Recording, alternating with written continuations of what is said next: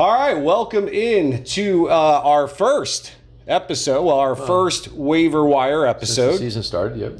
True. Well, I guess it would be the first one since it's week one. Yeah, that makes sense.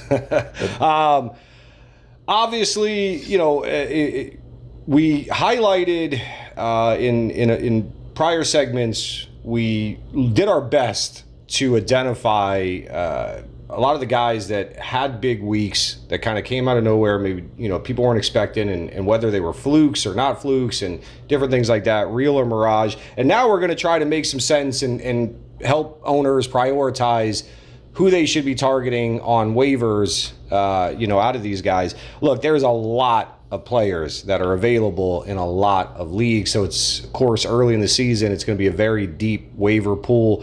What we're doing is essentially highlighting top 5 guys, from each position category that we would prioritize targeting, and then we'll quickly talk about, some of the other guys that are out there. We're doing everything based off of a half-point PPR, so factor that in as we're giving, some of these opinions, and obviously, based off the size of your league and how deep your benches are going to determine, whether or not these guys might be available in your league. But you ready? I'm ready. I am very excited. You look ready. I've never seen this big of a list of available players. Quite a list. I mean, I'm sure every year there's a big list, but this is an enormous list. I don't know what I'm more impressed with this list, the length or the girth? Definitely the girth. That's the most important thing I hear. No. All right. So let's get right into our girthy list. All right. We're going to start with quarterback. Not much out there as far as quarterback. If you are looking for quarterback help off the waiver wire, you're probably, probably pretty depressed at what you're seeing. But a couple guys that stood out to us. Number one, that is the Red Rocket himself, quarterback Andy Dalton, Cincinnati Bengals. Talk to our viewers as to why Andy Dalton may actually be a decent waiver guy for him. Well, I mean, he threw the ball a lot this week. It looks like that's going to be a trend. They don't have the type of team to run the ball and run out leads. They're going to be playing from behind almost certainly every week, trying to keep up with the other team. Andy Dalton is missing A.J. Green, but he still has a couple of pass catching backs, and he also has Tyler Boyd and John Ross. John Ross, former first rounder, who had a monster game. Foreshadowing, that's called foreshadowing. Yeah, so Andy Dalton, this isn't somebody that, in a one quarterback league you're interested in. But if you're in a 2 quarterback, you're in a super flex, or for some reason you had Nick Foles and you obviously lost him now for about 2-3 months. Dalton's got a pretty easy schedule coming up. He's got San Francisco, he's got Buffalo, Pittsburgh, Arizona. That's not very daunting. So I definitely like Dalton. I think he's going to put up some stats. And then, of course, after that, we should have A.J. Green back. And if Ross continues doing what he's doing, and Tyler Boyd we know is good as a number 2, that could be a formidable 3. Plus, Mixon and Bernard out of the backfield. You can't not like that. Yeah, no, and the defense doesn't look very good. Right. So no reason to think that they will need to throw.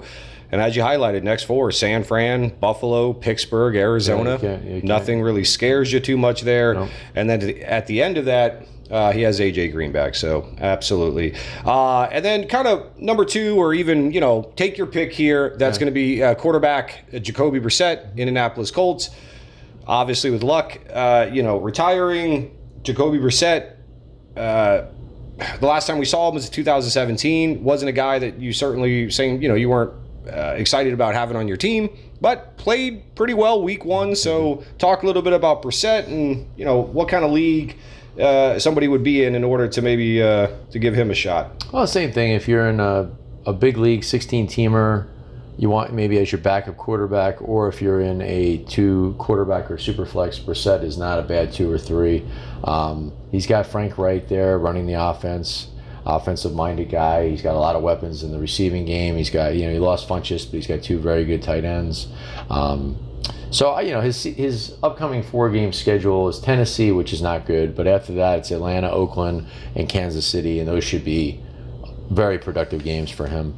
He could run, he could throw. I like Brissett. I like him more from a talent perspective than Dalton, but Dalton may put up better numbers just because of necessity. Colts have a better defense than the Bengals. So those 2 guys in any order. And And out there in a lot of leagues, some people drop Jimmy G, Derek Carr. There's guys like that out there. Yeah. So, I mean, Carr looked really good. Winston, maybe somebody got pissed off, said, I'm done with this guy, and they dropped him. So there's guys out there. Depending on how deep your benches are, those are two guys that I found that were in most leagues, 80, 90% of leagues. But there's a lot of 20, 30% of leagues you're going to find other guys too. So, yeah. We kind of, follow,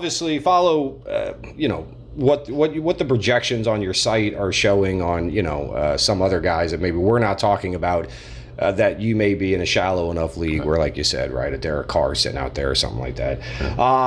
Some guys that might, again, we're going deep here. We're going deep. Yeah, this is deep. Deep. So girth and depth now. We're talking about. Right.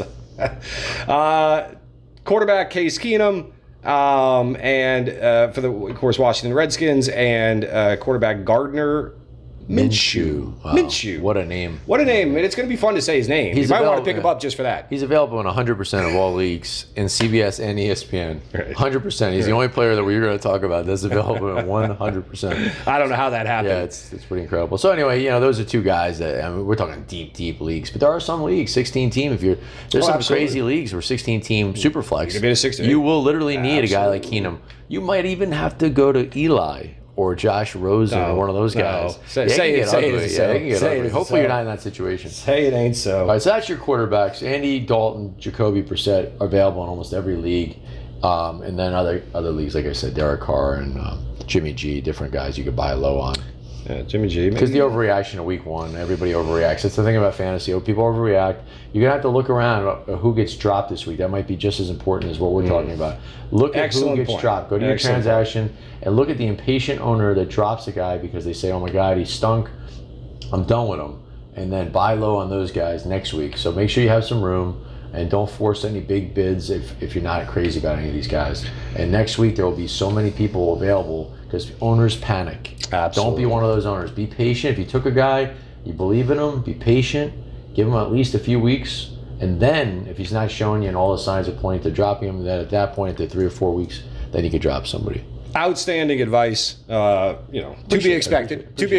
Yeah, absolutely. Look, if you are, newer to fantasy football, that's a key piece of advice. Keep an eye out for, guys, in your league who, might have panicked and dropped somebody. Mm-hmm. And also, if you're in a league where you're on a waiver system that obviously is, ordered, it's not a fab, free agent, system. Don't waste your waiver pick on somebody that you're not, super excited about, that you really feel is going to help your team. You don't have to take somebody. You can always skip a week or just wait for free agent pool to open. Absolutely. Yeah, sometimes you wake up, like if it's a 3 o'clock Wednesday night, 3 a.m., Wednesday morning, technically 3 a.m., a lot of waivers will process on ESPN, for example. You wake up at 6 o'clock for work, take a quick look, and then it's free. Whoever you want to pick up doesn't cost you that waiver wire spot. You want to get to the top of that list because if a real monster emerges, which happens every single year, you get that guy automatically if you're at the top of the list. So and make sure you're addressing your need. Yeah, of course. It doesn't look. There might be a wide receiver out there on waivers that sure he looks like he's going to be a really good wide receiver, but if you already have 3-4 really good wide receivers, but you are a little bit worried about running back. Yeah, maybe let the wide receiver go and either target a running back if there's one worth taking, or just wait, stay patient, and be able to jump in week 2, week 3, whatever, and grab that piece that you actually need. All right, so we're going to talk about some tight ends. We in our top 10, we talked about the fact that tight end doesn't appear to be that shallow this year. Things have changed. Not like us, for example. Well, yeah. So. In case you haven't heard, there is a rookie tight end in Detroit. Wow. T.J. Hawkinson. And listen, he's on a good percentage. Well, at least in the ESPN league, 70%. 70% of leagues, he's out there. 70%, 23% for CBS. Run and grab him. Run. So we were talking about in our wide receiver segment, if Sammy Watkins or Michael Gallup are out there to press pause on this and go run, we're going to tell you the same thing with T.J. Hawkinson. Obviously, if you're not in a free open waiver, put in a claim. Put in your claim. I don't care what claim you have. I don't care who your tight ends are. You got to get this kid. Yeah. Oh, yeah. I mean, absolutely. If you got space to make him your 2, Absolutely. I mean, be looking at your roster if there's somebody expendable. You know? Yeah, I mean, even guys like Jared Cook and Joku and different guys that went way. I was just gonna say, dude, Joku, Vance McDonald. I mean, Olsen. I mean, even though I know these guys were they're solid, but they don't offer the upside of what it looks like. Even O.J. Howard had a horrible week, but I'm not saying to prioritize him over him, but. You might not have what you think you have with some of these guys. Other than Hunter Henry, I think he'll be fine. But yeah, bottom line is T.J. Hawkinson. Go get him. He's a rookie out of Iowa. I didn't think he'd be able to make this big of a splash until later in the season, if at all. It's very hard for rookie tight ends to learn the position.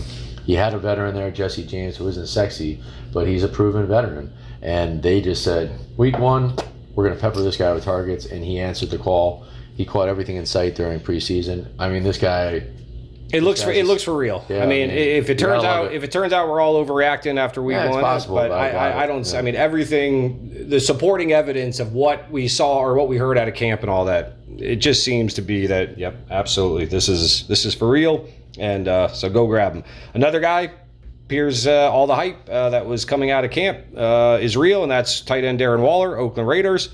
So of course, especially with the Antonio Brown, being released. Waller, same thing. Run out and grab mine. Run out and grab him. This just in. John Gruden said Waller is special. What more do you need? John Gruden calls you special. Hey, Chucky says you're special. I mean, he doesn't say many people are special. So listen, and with Antonio Brown leaving, this guy played 55 snaps. The Raiders ran 55 snaps. Right. So, I mean, this guy, he was making catches. He made a catch on the sideline. I was like, how did he get his hands up that quick? And he caught it with his hands like a receiver. It looked like Antonio Brown catching the ball because he catches balls like a freak.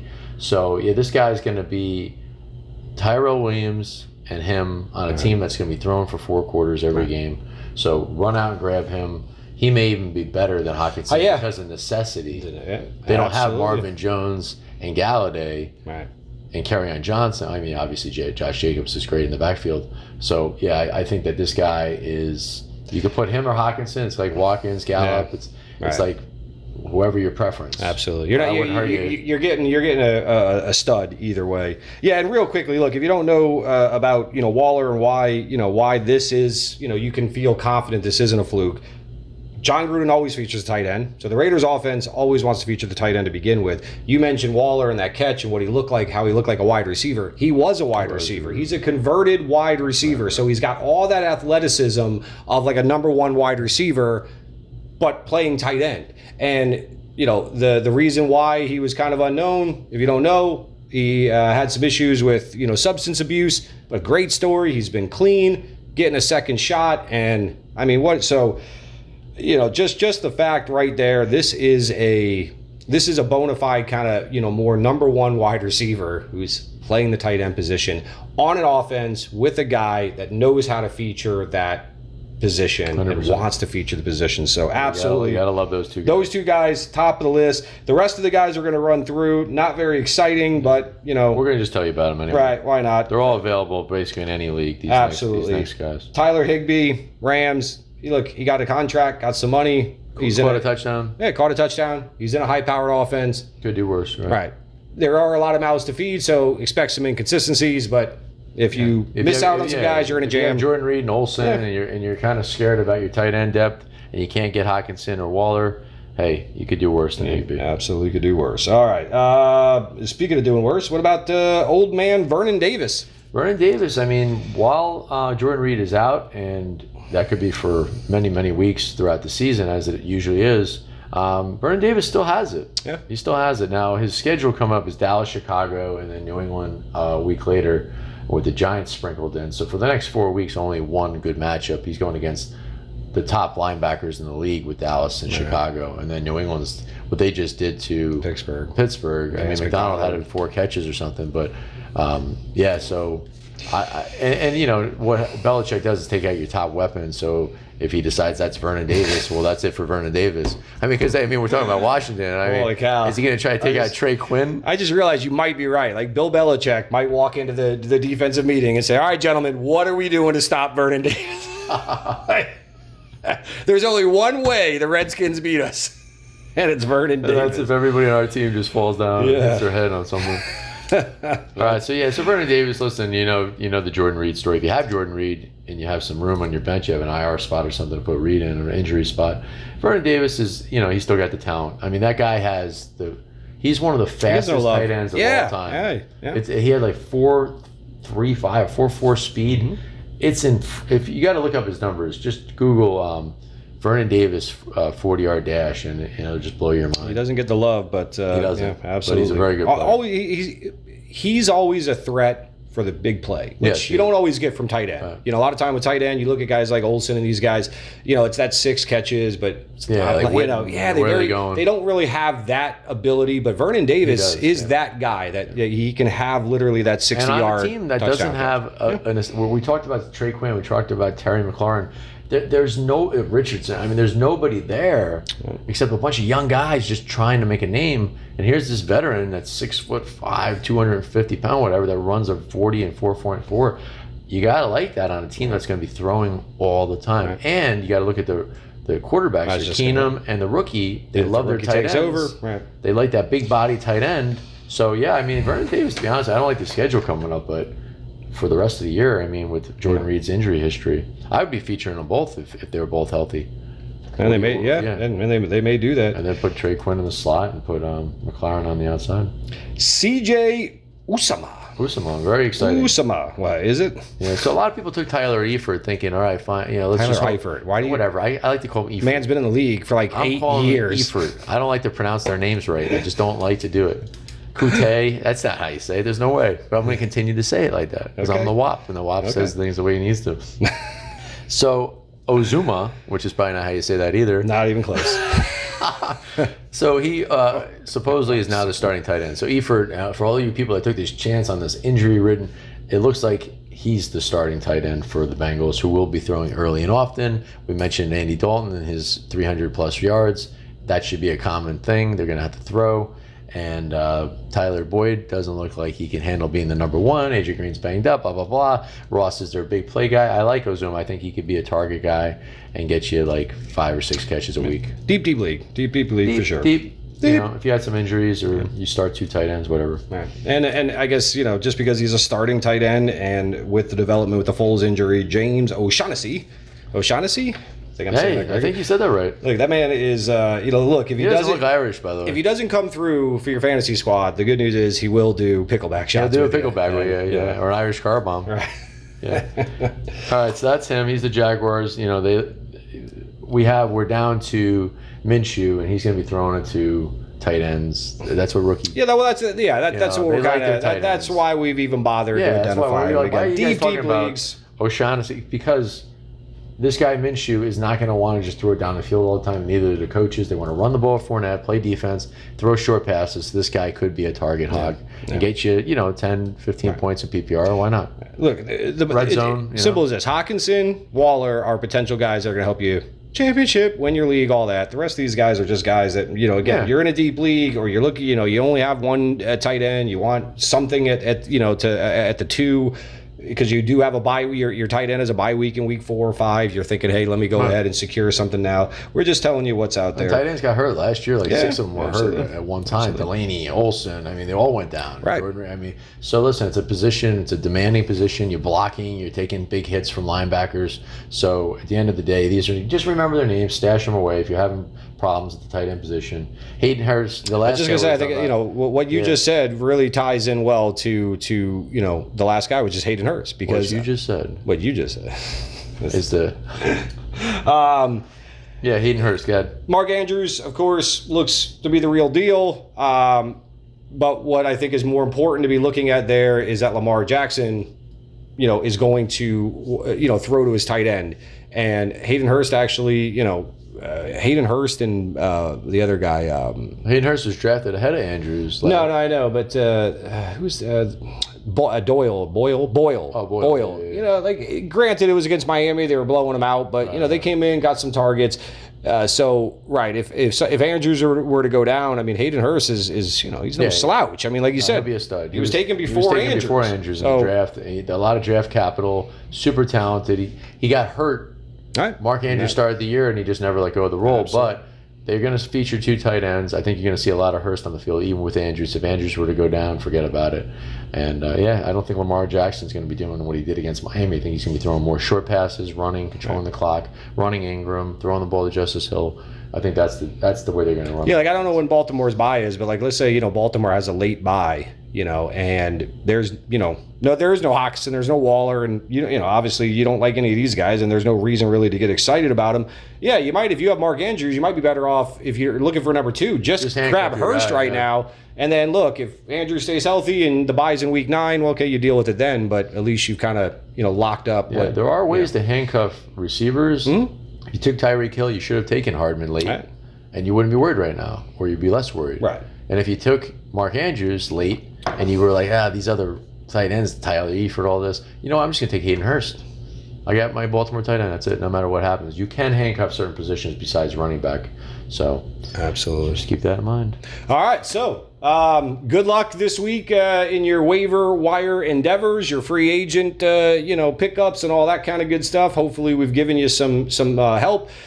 As always, we want to hear from you. So obviously, if you feel that we absolutely blew any of these, blew any of this, or there's some guys that you think we left out somehow. I mean, with this amount of length and girth, I don't see how that's possible. But it's a pretty big list. It's a pretty big list. If you feel we're too low on Minshew, let us know. If you think we mispronounced somebody and insulted them, let us know. I mean, we definitely insulted somebody, right? I mean, it's not a 2BA podcast without. And what's your preference, Irish car bombs or picklebacks? That's a great. There we go. There's our first ever poll question: Irish car bombs or picklebacks. Again, good luck on the waivers, and don't overreact. Yes, don't overreact. Don't overreact. Don't go dropping people you took in the 6th round, like Curtis Samuel or OJ Howard. Or don't go crazy. Except drop Noah Fant. Yeah, drop Noah Fant. See you next. Talk about Noah Fant. He should have been one of those tight ends. All right. We'll see you next time. See you later. He's a bum. You're a bum, Rock.